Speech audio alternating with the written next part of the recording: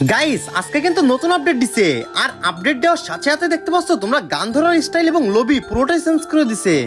কি রে বন্ধু, আমার 3 বছর পর অনলাইনে দেখি বন্ধুরা ইনভাইট দি।